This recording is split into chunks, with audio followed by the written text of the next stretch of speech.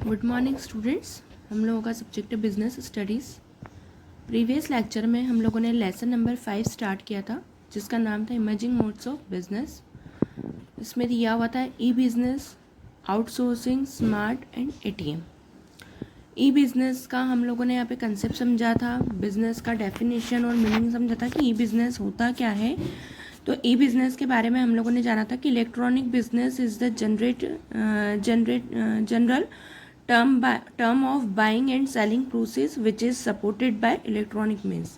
मतलब ऐसा बिजनेस जिसमें इलेक्ट्रॉनिक डिवाइस का यूज़ करके किसी भी चीज़ को परचेस और सेल किया जाता है। मतलब जहाँ पे भी किसी प्रोडक्ट को या किसी चीज़ को परचेस और सेल करने की प्रोसेस को इलेक्ट्रॉनिक डिवाइस के बेस पर किया जाता है, इलेक्ट्रॉनिक बेस का यूज़ करके उस प्रोसेस को फॉलो किया जाता है, तो वही हमारा कहलाता है ई बिज़नेस।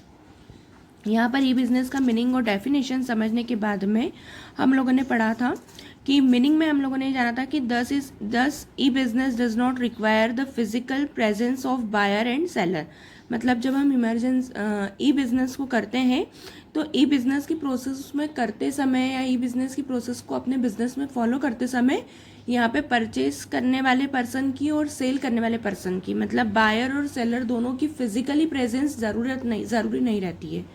मतलब यहाँ पे जब भी हम किसी चीज़ का ट्रांजेक्शन ई बिज़नेस के बेसिस पर कर रहे हैं, इलेक्ट्रॉनिक बेसिस पर करते हैं, इलेक्ट्रॉनिक डिवाइस के साथ करते हैं, तो उस इलेक्ट्रॉनिक डिवाइस के कंडीशन में हमें यहाँ पे खुद को प्रेजेंट रहने की ज़रूरत नहीं पड़ती। मतलब ज़रूरी नहीं है कि उस ट्रांजेक्शन को करते समय हम लोग वहाँ पर प्रेजेंट हों। हम लोग ऑनलाइन किसी चीज़ को ऑर्डर कर रहे हैं तो हम लोग अपने मोबाइल के थ्रू, कंप्यूटर के थ्रू, पीसी के थ्रू उस चीज़ को फाइनल करते हैं और ऑनलाइन प्रोडक्ट मंगवाते हैं। मतलब हम लोग देख रहे हैं कहाँ पर, अपने स्क्रीन पर देख रहे हैं, मोबाइल की, कंप्यूटर की स्क्रीन पर देख रहे हैं, उस चीज़ को सिलेक्ट कर रहे हैं और फाइनली उस चीज़ की बुकिंग करते हैं। तो यहाँ पे बायर और सेलर की प्रेजेंस रिक्वायर नहीं होती। मतलब यहाँ पे खरीदने वाले व्यक्ति को और बेचने वाले व्यक्ति को दोनों को प्रेजेंट रहना ज़रूरी नहीं होती। यही ऑनलाइन प्रोडक्ट को परचेस करने की प्रोसेस रहती है। अब यहाँ पर हम लोग अपना जितना भी बायर और सेलर जो भी रहते हैं उन दोनों के बीच में क्या कंपलसरी होना चाहिए, इन दोनों के बीच में इस प्रोसेस को फॉलो करते हुए, इंटरनेट बेसिस की प्रोसेस को, ई बिज़नेस की प्रोसेस को फॉलो करने के लिए इन दोनों के बीच में इलेक्ट्रॉनिक डिवाइस का होना कंपलसरी है। मतलब यहाँ पर दोनों पर्सन का होना रिक्वायरमेंट नहीं रहता है, लेकिन यहाँ पर इलेक्ट्रॉनिक डिवाइस का होना कंपलसरी रहता है और यहाँ पे उसकी मस्ट रिक्वायरमेंट रहती है। तो यहाँ पर हम लोगों ने ई बिज़नेस का मीनिंग और डेफिनेशन समझा। ई बिज़नेस का मीनिंग और डेफिनेशन समझने के बाद में हम लोगों ने डिफरेंसेस समझे थे ई बिज़नेस और ई कॉमर्स के बीच में। ई कॉमर्स और ई बिज़नेस के बीच में डिफरेंस समझने के बाद में हम लोगों ने स्कोप ऑफ ई बिज़नेस पढ़ा था कि ई बिज़नेस का स्कोप क्या है, क्षेत्र कितना होता है, इसका व्यापार कितना विस्तृत होता है, कितना इसका क्षेत्र विस्तृत होता है। तो यहाँ पे बेसिकली इसके 5 पॉइंट्स थे, जिसमें था बिजनेस टू बिजनेस, फिर बिजनेस टू बिजनेस के बाद में था B2C मतलब बिजनेस टू कस्टमर, फिर था C2C customer to customer. Customer to customer पढ़ने के बाद में हम लोगों ने सीखा customer to business to government मतलब B2G। यहाँ पे ये इसके 4 पॉइंट्स थे। फर्स्ट पॉइंट में था B2B। तो B2B में यहाँ पर बिजनेस टू बिजनेस मतलब किसी भी चीज़ का सेकेंड हैंड मार्केट हम बोल सकते हैं, किसी भी प्रोडक्ट का सेकेंड हैंड मार्केट।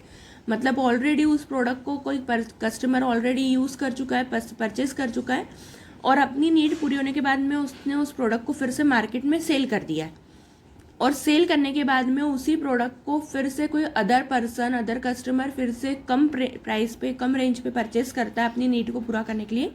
तो ये होता है बिजनेस टू बिजनेस। आगे दिया हुआ है यहाँ पे business to customer. Business to customer यहाँ पे भी सेम चीज़ रहेगी। कस्टमर के बाद में यहाँ पे दिया हुआ है customer to customer. Customer to customer में मतलब यहाँ पर एक चीज़ को परचेस कर लिया है, यूज़ कर लिया और उसी चीज़ को सेकंड पर्सन ने खरीद लिया है। और यहाँ दिया हुआ है business to government. Business to government के बाद में हम लोगों ने यहाँ पे इसके स्कोप को पढ़ने के बाद में हम लोगों ने पढ़ा था डिफरेंसेस बिटवीन ट्रेडिशनल बिजनेस और ई बिजनेस। ट्रेडिशनल बिजनेस और ई बिजनेस में क्या अंतर होता है, परंपरागत व्यापार और नॉर्मल अपना जो ई बिजनेस होता है, परंपरागत व्यवसाय और ई बिजनेस में क्या फ़र्क है, तो यहाँ पर इसके 15-14 पॉइंट दिए हुए थे, 14-15 पॉइंट थे, 16 पॉइंट्स दिए हुए थे। इस 16 पॉइंट में से मैंने आप लोगों को कहा था कि एनी 8 पॉइंट आप लोगों को अपनी कॉपी में कंप्लीट करना है, नोट करना है। यहाँ पर हम लोग इस चीज़ को समझ चुके थे कि ट्रेडिशनल बिजनेस क्या होता है और ई बिजनेस क्या होता है, तो इसके एनी पे 8 पॉइंट्स आप लोगों को कंप्लीट करना है। आगे यहाँ पर हमको दिया हुआ है यूटिलिटी और benefits of e business. E business की क्या यूटिलिटी होती है, क्या बेनिफिट्स होते हैं, इसकी हमें क्या फ़ायदे होते हैं, इसके क्या हमें उपयोगिता है, उसके क्या लाभ होते हैं, ये अब हमको यहाँ पे पढ़ना है। तो यहाँ पे दिया हुआ है we can classify the benefits of e business into 3 categories. मतलब यहाँ पे ई बिज़नेस के बेनिफिट्स को हम लोगों ने 3 कैटेगरीज में डिवाइड किया है। और वो 3 कैटेगरीज कौन सी हैं? सबसे पहले दिया हुआ है benefits to enterprises. Benefits to enterprises में यहाँ पे उपक्रम जो होते हैं, जो भी व्यावसायिक उपक्रम होते हैं, मतलब जो छोटे मोटे बिजनेस रहते हैं, उनको क्या बेनिफिट रहता है। आगे दिया हुआ है इसका second point benefits to customer यानी ग्राहकों को इसके क्या बेनिफिट होते हैं, ई बिजनेस की प्रोसेस को फॉलो करते हुए कस्टमर को क्या बेनिफिट मिलते हैं। और आगे दिया हुआ है benefit to nation in the sense यहाँ पे राष्ट्र को क्या लाभ है। बेनिफिट टू नेशन, हमारे राष्ट्र को, गवर्नमेंट को इस चीज़ से क्या बेनिफिट होगा, हमारे राष्ट्र को, हमारे नेशन को इस चीज़ से क्या बेनिफिट होगा, ये अब हम लोग समझते हैं। सबसे पहले दिया हुआ है benefit to enterprises. Benefit to enterprises में यहाँ पे फर्स्ट पॉइंट दिया हुआ है ग्लोबल मार्केट यानी वैश्विक बाजार। तो ग्लोबल मार्केट के लिए यहाँ पे हेडिंग दी है enterprises can avail itself of the benefits of global market. It can sell its products and service to customer of all nations. मतलब यहाँ पे ग्लोबल मार्केट का हिंदी में मीनिंग होता है वैश्विक बाजार। तो वैश्विक बाजार जो रहता है वो ई बिजनेस जो रहता है वो वैश्विक बाजार को या ग्लोबल एंटरप्राइजेस को अपनी तरफ से हेल्प करता है प्रॉफिट अर्न करने के लिए। मतलब मैक्सिमम प्रॉफिट हायर करने के लिए वो ई बिजनेस ग्लोबल मार्केट को सपोर्ट करता है। अर्थात कोई भी देश अपने माल या सेवा की बिक्री कर सकता है। मतलब ई बिजनेस के बेसिस पर कोई भी मार्केट वाला पर्सन, कोई भी बिजनेसमैन या कोई भी ग्लोबल मार्केट अपने बिजनेस की प्रोडक्शन को बढ़ा सकता है, सेलिंग को बढ़ा सकता है और अपने कस्टमर्स के साथ साथ में अपने बेनिफिट को भी बढ़ा सकता है। आगे दिया हुआ है लेटेस्ट टेक्नोलॉजी।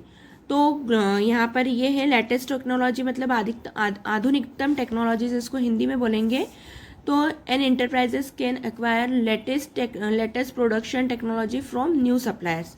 मतलब यहाँ पे ई बिजनेस जो रहता है या ई बिजनेस की जो प्रोसेस रहती है वो लेटेस्ट टेक्नोलॉजी का यूज़ करती हैं और अपने प्रोडक्ट को सप्लाई करती हैं। आगे दिया हुआ है better quality of goods and competitive price.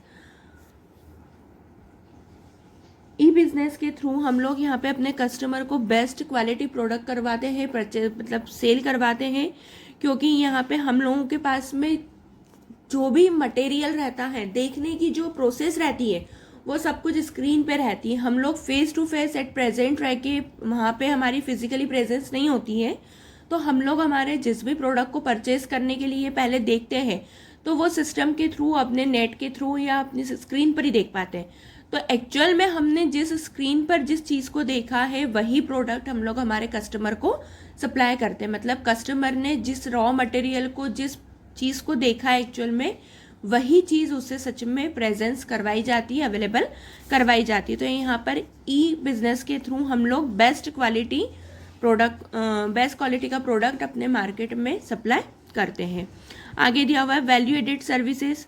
N enterprises can acquire value added services such and specific directions about product, procedure, customer, brokers, agents, credit agencies etcetera. मतलब यहाँ पे जब भी हम ई बिजनेस को करते हैं, इलेक्ट्रॉनिक बिजनेस को करते हैं, तो इलेक्ट्रॉनिक बिजनेस में सारी तरह की वैल्यू एडेड करने के बाद में ही उस प्रोडक्ट की फाइनल कॉस्टिंग की जाती है। अब उसमें जो है प्रोसीजर क्या रहेगा वो भी हम उसको हिंट करेंगे, उसकी भी उसमें अमाउंट ऐड रहेगी, प्रोडक्ट का एक्चुअल अमाउंट ऐड रहेगा, साथ ही साथ में कस्टमर को किस तरह से कैसे प्रोसीजर को फॉलो करना है वो रहेगा। अगर ब्रोकर है, एजेंट है, तो ये सारी चीज़ें भी उसमें ऐड रह के फाइनल हम लोग उस चीज़ का अमाउंट फाइनल करते हैं। आगे दिया हुआ है advantages of global competition. And enterprises can acquire the advantages of global competition thoughts innovative market strategies.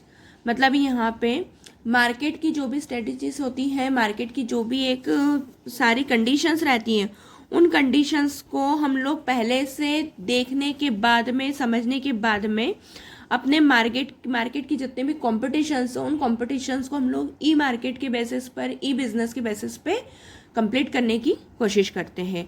और यहाँ पर ग्लोबल मार्केट को इसी का एक एडवांटेजेस मिल जाता है कि इलेक्ट्रॉनिक बेसिस का यूज़ करके, इलेक्ट्रॉनिक मार्केट का यूज़ करके वो मार्केट की, अपनी बिजनेस की जो भी एक प्रोसीजर रहता है या कंपटीशन रहती है, जो एक प्रतिस्पर्धा रहती है, उनको पूरा करने में सक्षम रहता है।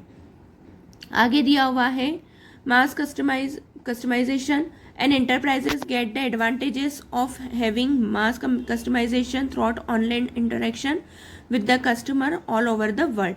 मतलब यहाँ पे मास कस्टमाइजेशन में यहाँ पे क्या होता है कि आप एक बार में हजारों कस्टमर को ऑनलाइन अटेंड कर सकते हो। जब हम face to face traditional market को फॉलो करते हैं, तो ट्रेडिशनल मार्केट में कस्टमर जाने के बाद में वहाँ पे जो भी सेलर रहता है, जो भी शॉपकीपर रहेगा, वो एक बार में एक या दो कस्टमर को ही अटेंड कर पाता है। ऐसी सिचुएशन में उसका टाइम भी जा रहा है और हो सकता है कस्टमर को चीज़ें समझ में नहीं आए तो कस्टमर सेटिस्फाई ना और प्रोडक्ट को ना परचेस करें। लेकिन ऑनलाइन कंडीशन में क्या होता है, ऑनलाइन कंडीशन में हम लोग एक साथ कई कस्टमर्स को ऑनलाइन अटेंड कर सकते हो, और वो ज़रूरी नहीं कि एक ही जगह के या एक ही शहर के हो, ऑल ओवर द वर्ल्ड, मतलब पूरे वर्ल्ड में भी अगर हमारे साथ में एक साथ कस्टमर ऐड होते हैं तो उन सारे कस्टमर्स को हम लोग ऐड करके अपने बिजनेस को थ्रू आउट कंप्लीट कर सकते हैं। तो इस तरह से मास कस्टमाइजेशन हो जाता है। आगे दिया हुआ है global reach to small business. मतलब यहाँ पे ई बिजनेस जो रहता है वो छोटे छोटे बिजनेस को भी सपोर्ट करता है। छोटे छोटे बिजनेसमैन भी इस ई बिजनेस फैसिलिटीज़ को अपने बिजनेस में यूज़ करके अपने बिजनेस का डेवलपमेंट कर सकते हैं। आगे दिया हुआ है कॉस्ट रिडक्शन।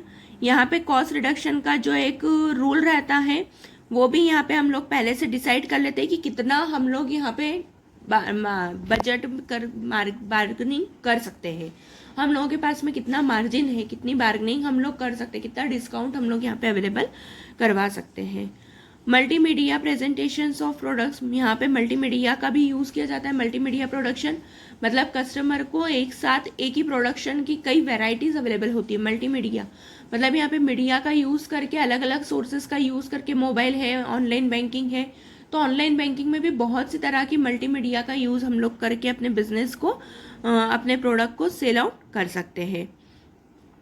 तो यहाँ पर हम लोगों ने इसके जो बेनिफिट्स टू इंटरप्राइजेस पढ़ा, बेनिफिट टू इंटरप्राइजेस मतलब व्यावसायिक उपक्रमों को इसके क्या लाभ होते हैं, ये हम लोगों ने पढ़े। अब हम लोग यहाँ पे पढ़ रहे हैं benefits to customer. Benefits to customer के क्या पॉइंट्स हैं, अब हम लोग वो समझते हैं। तो अब यहाँ पर जो नेक्स्ट पॉइंट दिया हुआ है, सेकंड जो हमारा यूज़ है यूटिलिटी और बेनिफिट्स ऑफ ई बिजनेस में, उसमें सेकंड पॉइंट है हमारा बेनिफिट्स टू कस्टमर। ग्राहकों को या फिर उपभोक्ताओं को इसके क्या लाभ होते हैं, ई बिजनेस के, इंटरनेट बैंकिंग के कस्टमर्स को क्या बेनिफिट्स मिलते हैं, क्या उपयोगिताएं होती है, उसमें क्या लाभ मिलते हैं, अब हम वो लोग वो समझते हैं। यहाँ पे दिया हुआ customer get the following advantages from E business. मतलब यहाँ पे कस्टमर्स को भी ई बिजनेस का यूज़ करके बहुत सारे बेनिफिट्स होते हैं, बहुत सारे लाभ होते हैं। उसमें दिया हुआ एडवांटेजेस ऑफ ग्लोबल मार्केट और customer can get the benefits of global market through E business. मतलब वैश्विक व्यापार का, या फिर ये बोल सकते हैं कि ई व्यापार की सहायता से ग्राहक वैश्विक बाजार का लाभ उठा सकते हैं, ग्लोबल मार्केट का यूज़ कर सकते हैं। यहाँ पे दिया हुआ he can by the required products and services from supplier of all the Nations. मतलब यहाँ पर ग्राहक अपनी इच्छा के अनुसार या अपनी आवश्यकता के अनुसार किसी भी देश से अपनी इच्छा के अनुसार कोई भी प्रोडक्ट और सर्विसेज को सप्लाई करवा सकता है। वो किसी भी राष्ट्र का, किसी भी देश का हो सकता है, इसमें कोई किसी तरह का बाउंडेशन नहीं होता है। आगे दिया हुआ है क्वालिटी प्रोडक्ट्स एंड सर्विसेज। तो customer can acquire products and services of best quality. मतलब यहाँ पर इनको, ग्राहकों को या कस्टमर्स को ई बिजनेस का यूज़ करके यहाँ पर बेस्ट क्वालिटी का प्रोडक्शन उनको मिलता है और बेस्ट क्वालिटी की ही सर्विसेज उन्हें प्रोवाइड की जाती है। आगे दिया हुआ है competitive price. Competitive price, a customer get the benefits of competitive price from new suppliers. मतलब यहाँ पर व्यापार करने वाले जो नए लोग रहते हैं, जो नए सेलर अपने बिजनेस को स्टार्टिंग में लॉन्च करते हैं, तो वो लोग अपने कस्टमर्स बढ़ाने के लिए, अपनी सेलिंग को बढ़ाने के लिए बहुत अच्छी अच्छी स्कीम्स देते हैं, ऑफर देते हैं, डिस्काउंट्स अवेलेबल करवाते हैं हायर रेंज पे। तो यहाँ पे कस्टमर को इन्हीं चीज़ों का बेनिफिट मिलता है कि कंपिटिटिव प्राइस मतलब यहाँ पर अदर पर्सन की बजाय, अदर बिजनेसमैन जहाँ से वो हर बार लेते हैं और इतना उनको डिस्काउंट अवेलेबल नहीं हो पा रहा है, तो यहाँ पर नए सप्लायर्स की तरफ से उन्हें बेस्ट क्वालिटी तो मिलती ही है, साथ ही साथ में उन्हें अदर बेनिफिट्स में डिस्काउंट अच्छा मिल जाता है, या अदर कुछ उन्हें और एक्स्ट्रा प्राइस ये भी उन्हें अवेलेबल हो जाती है। तो यहाँ पे ई बिजनेस का यूज़ करके कस्टमर को अच्छी प्राइस में अच्छी चीज़ें भी अवेलेबल हो जाती। आगे दिया हुआ है value added services. Value added services में दिया हुआ customer can acquires value added services such a specialised directions of products, procedure, customer, broker, agents etcetera. मतलब यहाँ पर भी कस्टमर के पास में भी जब ई बिजनेस की फैसिलिटीज आती है, तो यहाँ पर भी सेम सारी चीज़ों को ऐड करने के बाद में ही फाइनल कॉस्टिंग या फाइनल प्रोसीजर किया जाता है। मतलब यहाँ पे जब भी ग्राहक किसी भी चीज़ का यूज़ करता है, कस्टमर किसी भी चीज़ को परचेज करता है, तो उसमें प्रोडक्शन हो, एजेंट हो, ब्रोकर हो, इन सब की भी सारी सिचुएशन को क्लियर करने के बाद में ही अमाउंट को फुलफिल किया जाता है या फिर फाइनल किया जाता है। अब आगे हम लोग पढ़ रहे हैं बेनिफिट्स टू नेशन, राष्ट्र को इसके क्या लाभ होते हैं। तो सबसे पहले इकोनॉमिक ग्रोथ। इकोनॉमिक ग्रोथ को अगर हिंदी में हम समझे तो आर्थिक वृद्धि, आर्थिक वृद्धि या फिर आर्थिक विकास। मतलब इकोनॉमिक ग्रोथ के अकॉर्डिंगली यहाँ पर क्या होता है, e business facilitates economic growth of a nation. मतलब यहाँ पे जब भी हम ई बिजनेस का यूज़ करते तो ई बिजनेस के बेसिस पर हमारे राष्ट्र का, हमारे नेशन का भी ग्रोथ होता है। यहाँ पे हमारी गवर्नमेंट को इन्वायरमेंट को एक इंटरनेट बेसिस, इंटरनेट ग्लोबल का यूज़ करने की प्रोसीजर पता चलती है, और साथ ही साथ में हमारे पास में इसकी तरफ से जो भी टैक्सेस रहते हैं और जो भी सोर्स रहता है, इनकम ऑफ सोर्स रहता है, उससे हमारा बेसिक ग्रोथ जो हमारी नेशन की होती है इन्वायरमेंट के साथ ही साथ में वो भी डेवलप होती है। आगे दिया हुआ है scope of domestic products. Scope of domestic product यानी यहाँ पे जो घरेलू प्रोडक्ट रहते हैं, घरेलू वस्तुएं जो रहती हैं, उन घरेलू उत्पादों का भी मार्केट में यूज़ होना शुरू हो जाता है। मतलब जनरली छोटे बिजनेस जो रहते हैं, स्मॉल बेसिस की जो बिजनेस रहते हैं, उनका इतना मार्केट में स्कोप नहीं रहता है, क्योंकि मार्केट में नई टेक्नोलॉजीज इतनी यूज़ कर ली जाती हैं कि छोटी चीज़ों को या छोटे बिजनेसमैन को कोई इंपॉर्टेंस नहीं देता है। लेकिन ऑनलाइन बिजनेस पे वो लोग भी अपने प्रोडक्ट को मार्केट में लॉन्च कर सकते हैं।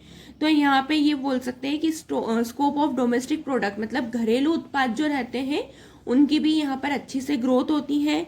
वो लोग भी अपनी इंटरनेट मार्केटिंग को करके अपने प्रोडक्ट को मार्केट में लॉन्च कर सकते हैं, और उनकी कॉम्पिटिशन्स करने के लिए कोई अदर लोग नहीं रहते, क्योंकि मार्केट में लेटेस्ट टेक्नोलॉजी को यूज़ करने वाले, समझने वाले लोग ज़्यादा है। लेकिन घरेलू प्रोडक्ट को जो लोग ट्रेडिशनल चीज़ों को जो लोग फॉलो करते हैं, उन लोगों को वहाँ पे हमारे घरेलू उत्पादों के बारे में पता चलता है। उन घरेलू उत्पादों के बारे में पता चलने के साथ में उनकी कंपटीशन नहीं रहती है, इसलिए उनका भी जो क्राइटेरिया रहता है वो धीरे धीरे क्या होता है, बढ़ता जाता है। या हम ये बोल सकते हैं कि डोमेस्टिक बिजनेस जो रहता है वो भी धीरे धीरे ग्रो अप होता जाता है। आगे दिया हुआ है minimum dependence of paper work.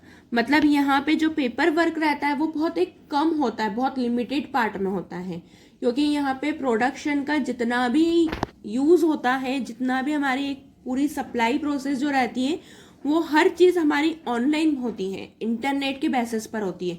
तो इंटरनेट के बेसिस पर होती है तो हमारा बिल जो रहता है, या हम लोग जो भी एक कस्टमर को एक सेटिस्फेक्शन लेटर सप्लाई करते हैं, कंप्लेंट लेटर, और सारी चीज़ें जो रहती है वो मेल के थ्रू, सॉफ्ट कॉपीज़ के थ्रू होती है।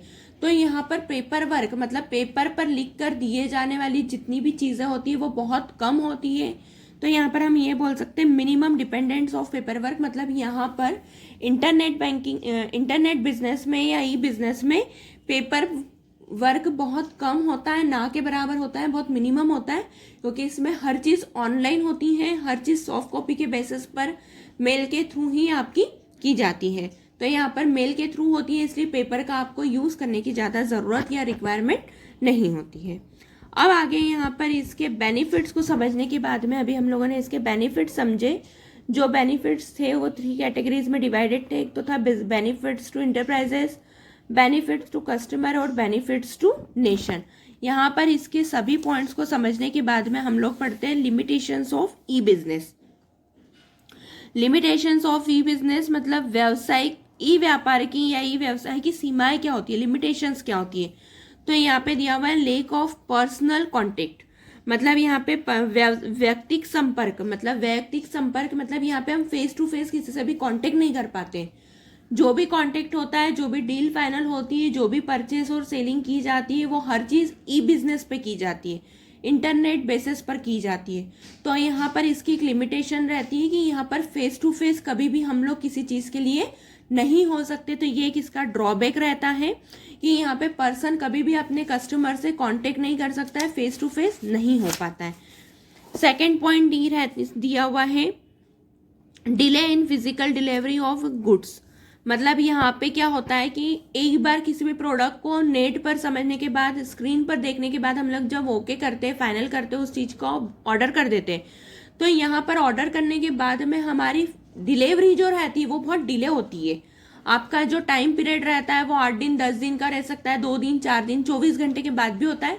मतलब आपका अगर डिस्टेंस ज़्यादा है तो डिस्टेंस के अकॉर्डिंगली आपका जो प्रोडक्ट का जो टाइमिंग रहता है सप्लाई करने का, वो भी क्या होता है, डिले होता है।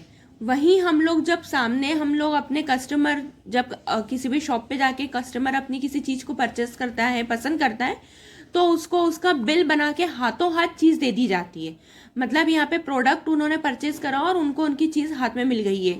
लेकिन ऑनलाइन बिजनेस में क्या हो रहा है, ई बिजनेस में क्या हो रहा है कि हर चीज़ को बहुत डिले किया जाता है, हर चीज़ में बहुत लेट हो जाता है। पर कस्टमर आज किसी चीज़ को, प्रोडक्ट को फाइनल कर रहा है तो 2 दिन बाद उसको वो चीज़ उसकी मिल पाती है। तो इस तरह से यहाँ पे डिलीवरी की जो एक सिस्टम रहता है वो बहुत लेट लतीफ़ वाला होता है, बहुत डिले हो जाता है। आगे बोलते हैं रिस्क फैक्टर। तो रिस्क फैक्टर मतलब इसमें हमेशा एक जोखिम बनी रहती है। रिस्क फैक्टर मतलब यहाँ पे दिया हुआ risk of stabilisation, identity and locations of parties, मतलब यहाँ पे अगर हमारी लोकेशन सही से पार्टी को नहीं मिल पा रही है तो इसमें एक रिस्क रहेगी कि हमारा माल सप्लाई हो पाएगा या नहीं।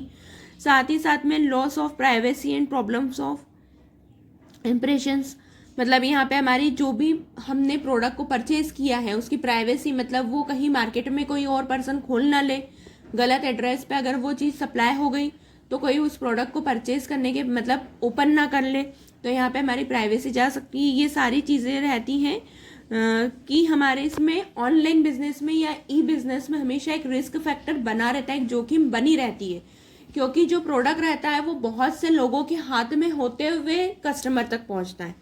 हमने ऑनलाइन बिजनेस के थ्रू हम लोगों ने उस चीज़ को ओके करा, नेट के थ्रू हम लोगों ने उस चीज़ को फाइनल कर दिया कि हाँ हम लोग ये परचेस कर रहे हैं।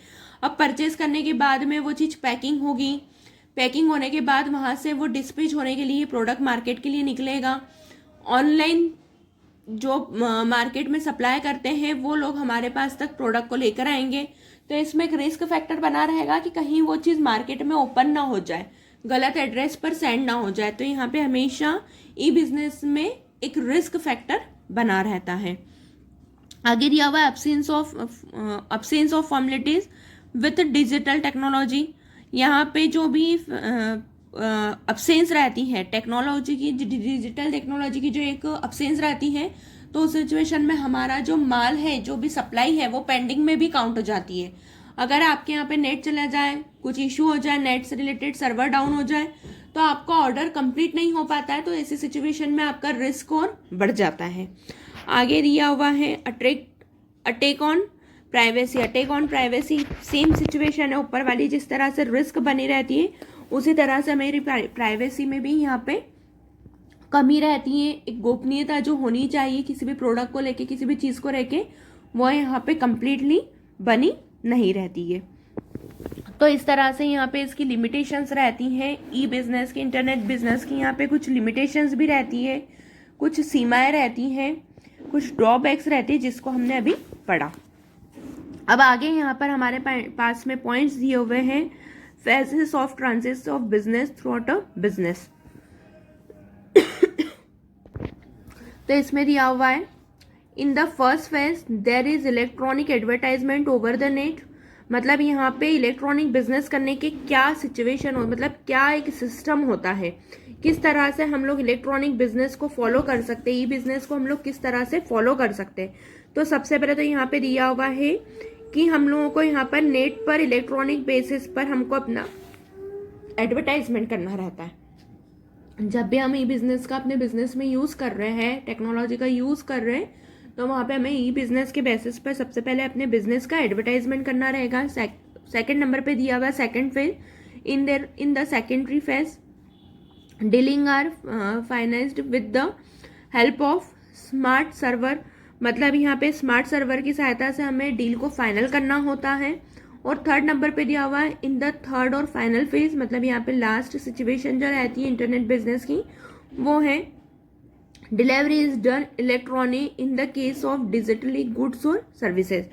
मतलब यहाँ पर डिजिटाइज के द्वारा माल या सेवा का हम लोगों को इलेक्ट्रॉनिक बेसिस पर ही सप्लाई करना होता है। तो इस तरह से हमने यहाँ पर इसके फेसेस पढ़े कि ई बिजनेस के हमें क्या फेस को फाइनल करना होता है। मतलब ई बिजनेस का जब हम यूज अपने बिजनेस में करते हैं तो उसमें से हमें किन किन सिचुएशंस को फॉलो करना पड़ता है, किन किन टर्म्स को फॉलो करना पड़ता है, तो ये हमने पढ़ी। तो जिसमें फर्स्ट था इलेक्ट्रॉनिक बेसिस का एडवर्टाइजमेंट करना, सेकंड नंबर पे था डील को फाइनल करना स्मार्ट सर्वर के थ्रू, अपनी डील में चाहे हमारी वो प्रोडक्ट को सेल करना हो या सर्विस अवेलेबल करवाना हो वो हो। और थर्ड नंबर पे हमारा रहता है सर्विसेज और प्रोडक्ट को सप्लाई करना, सेम सही जगह पे डिलीवरी देना, सप्लाई करना, ये इसकी सेम इलेक्ट्रॉनिक बिजनेस की सेम मतलब कुछ कंडीशंस होती हैं। तो आज के लिए हम लोगों ने यहाँ पर पढ़ा बेनिफिट्स टू इंटरप्राइजेस, जिसमें था benefits to enterprises, benefits to customer और बेनिफिट्स टू नेशन। राष्ट्र को क्या सेवाएं होती है, कस्टमर को क्या सेवाएं होती है, और इंटरप्राइजेस यानी हमारी इंटरप्राइजेस को, जिसको हम लोग हिंदी में बोलते हैं व्यवसायिक उपक्रम, इनको क्या व्यवस्थाएं मिलती है, क्या उपयोगिता है, इनको क्या लाभ मिलते हैं यूटिलिटी ऑफ ई बिजनेस में।